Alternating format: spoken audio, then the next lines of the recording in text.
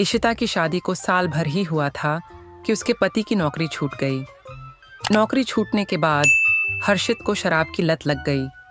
दरअसल इशिता काले रंग की थी, जिस वजह से उषा ने उसके पिता से पूरे 10 लाख रुपए दहेज में मांगे। तब अपने सांवले बेटे की शादी उससे की थी, लेकिन हर्षित की नौकरी छूट जाने के बाद अब उनके घर में खाने की भी किल्लत होने लगी। अरे ओ कल्लो, ये तू क्या कर रही है? माँ जी, मैं मुर्गियों को दाना खिला रही हूँ। यहाँ हमारे खाने के लाले पड़े हैं और तू मुर्गियों को दाना खिला रही है। इन्हें मैं अभी बताती हूँ।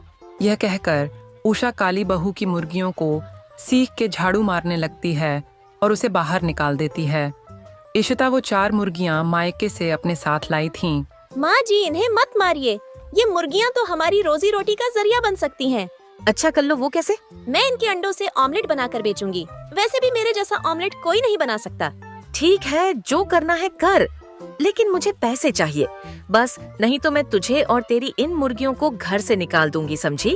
अगले दिन से ही इशिता मुर्गियों के अंडों से ऑमलेट बनाकर सड़क किनारे एक ठेले पर बेचने लगती है। ऑन ऑमलेट ले लो। 20 रुपए के ऑन ऑमलेट गर्मा गर्म खाइए और अपनी भूख को दूर भगाए। जल्दी से मुझे ऑमलेट दे दो, बहुत भूख लगी है। इशिता जल्दी से मक्खन में ऑमलेट बनाकर उन्हें देती है, जिन्हें खाकर वह बहुत खुश होते हैं और वह 2 प्लेट और खा लेते हैं।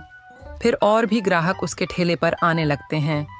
इस तरह पहले ही दिन काली बहू की 1000 रुपए की कमाई हो जाती है, लेकिन घर जाकर उसकी सास उसके सारे पैसे ले लेती है। अच्छा चल, अब मुझे भी ऑमलेट बनाकर खिला। माँ, इसमें से कुछ पैसे मुझे भी दो। हाँ ले, पौआ पीने के लिए चाहिए होंगे ना तुझे। फिर बेचारी इशिता घर के कामकाज में लग जाती है। इसी तरह अब वह हर रोज घर के सारे काम निपटाती, फिर पटरी पर जाकर ऑमलेट बनाकर बेचती। इसी तरह सारा दिन एक पांव पर नाचते हुए उस बेचारी का दिन गुजरता। अब उसकी ठीक कमाई हो जाती। दिन के 2000 तक वह कमा लेती थी, लेकिन कुछ दिन बाद उसके ठीक बगल में एक और ऑमलेट वाला ठेला लगा लेता है, जिससे उसकी कमाई अब कम हो जाती है। माँ जी, मुझे मत मारिए। करम जली, दिन भर में तू क्या बस ये 100 की चिल्लर ही कमा कर लाई है। मैं क्या तुझे कोई भिखारन लगती हूँ? इसमें मेरी कोई गलती नहीं है। माँ जी, मेरे सामने ही किसी और ने भी ऑमलेट का ठेला लगा लिया है, इसीलिए मेरी कमाई काफी कम हो गई। तो फिर तू कोई भी पैंतरा आजमा, लेकिन मुझे पैसे चाहिए, समझी? इशिता अगले दिन भी जाती है, लेकिन उस दिन भी उसकी कोई कमाई नहीं होती। फिर वह बगल की दुकान से पाव खरीद लाती है और पाव के अंदर ऑमलेट बनाकर बेचने लगती है, जिससे उसकी खूब कमाई होती है। अब हर कोई कुछ नया पाव ऑमलेट खाना चाहते थे। उसके साथ मक्खन का स्वाद उसके ऑमलेट पाव में 4 चांद लगा देता है। उसके ठेले पर ग्राहकों की भीड़ लग जाती है।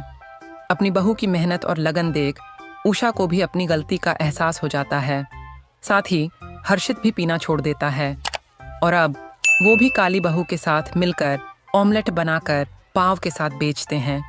और अब इशिता और उसके परिवार के दिन सही आ जाते हैं और उनके परिवार में खुशियां दस्तक देते हुए थकती नहीं है।